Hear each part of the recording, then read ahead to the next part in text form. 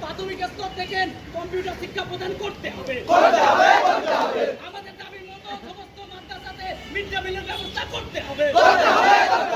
সমস্ত শিক্ষককে স্বচ্ছভাবে নিয়োগ করতে হবে।